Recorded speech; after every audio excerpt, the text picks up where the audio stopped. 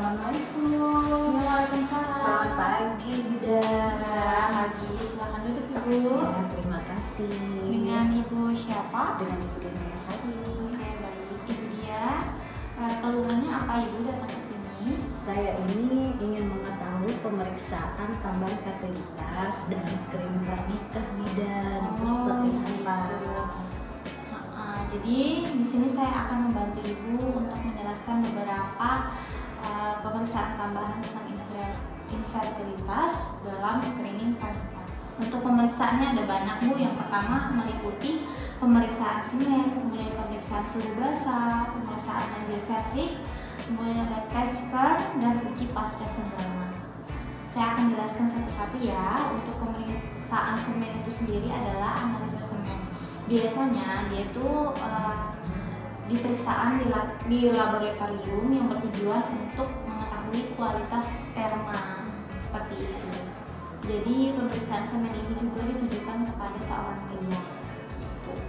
Nah, nanti dari hasil analisa semen ini juga kita ketahui jumlah dan pergerakan sperma dalam air mani.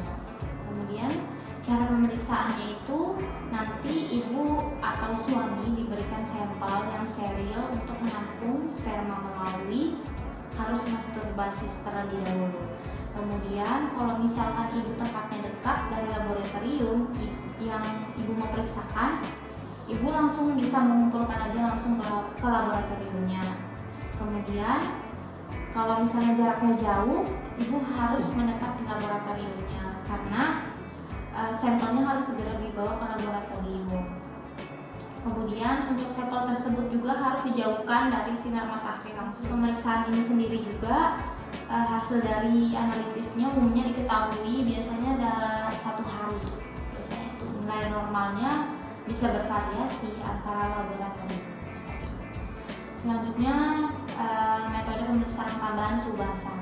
Untuk suhu basal sendiri adalah tekniknya nanti ibu mengukur suhu tubuh ibu, tapi ada waktunya.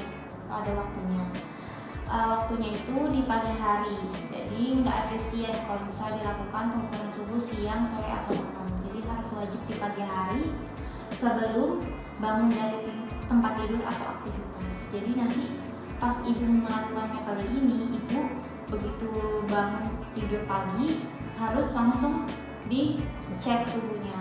Jadi nggak boleh beraktivitas dulu baru dicek suhunya. Jadi harus berada di tempat tidur ya. Kemudian untuk hasil pemeriksaan ini juga biasanya itu ibu dibuat tabel sendiri untuk mengukur dari setiap hari ke harinya.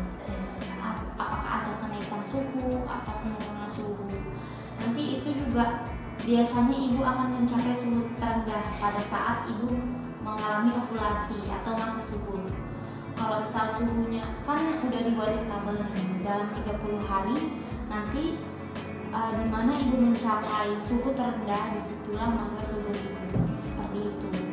Kemudian misalnya ibu tidak menemukan adanya kenaikan suhu atau masa ovulasi atau masa subur itu setelah beberapa siklus, ibu harus segera menemui dokter. Kalau nggak bisa adanya kenaikan penurunan nggak ada, misalnya tetap aja nih, ibu harus konsul ke dokter. Tes seperti ini namanya tes uji pakis. Tes uji pakis ini adalah pemeriksaan lendir serviks, merupakan salah satu parameter dalam evaluasi lendir serviks. Cara pemeriksaannya antara lain waktu pemeriksaan yang paling sering dilakukan pada saat ovulasi, biasanya itu dilihat dari lendir serviksnya. Kalau misalnya berbentuk seperti daun pakis, dia lebih jelas terlihat bila diambil lendir serviks pada waktu yang mendekati ovulasi. Kalau misalnya ibu sudah dekat ovulasi, dia semakin jelas bentuknya seperti itu. Kalau misalnya strukturnya mengering kemudian tidak berbentuk jelas, itu tidak terjadi ovulasi atau masa subur. Pemeriksaannya dia pada saat terjadi ovulasi, lendir serviks akan menjadi sangat cair, dia sangat cair dan jernih. Kalau misalnya dia nggak terjadi ovulasi, dia akan sebaliknya akan tampak kekuningan dan kental seperti itu. Kalau misalkan ditemukannya pola pakis ini sempurna pada selama siklus menstruasi, tandanya aktivitas hormon estrogen dalam tubuh ibu itu baik, tidak terdapat adanya infeksi. Jadi harus diperhatikan juga. Nanti itu ada formulirnya. Nanti dalam masa pengecekan ibu itu harus melihat apakah dia berbentuk encer tadi mudah terbentuk atau dia mengering, kental dan kuning. Seperti itu. Selanjutnya ada uji pasca senggama. Untuk uji pasca senggama sendiri dimaksudkan ini untuk mengetahui kemampuan tembus spermatozoa menyerbu lendir serviks. Jadi gimana caranya kemampuan sperma suami akan menembus si cairan lendir serviks yang ada pada diri ibu.